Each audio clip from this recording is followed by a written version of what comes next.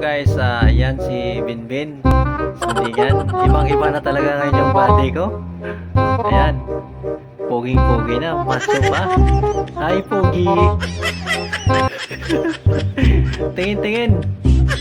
Tingin. Yun. Iba na talaga.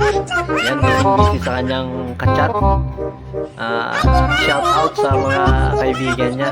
Iba na talaga ngayon si Binbin.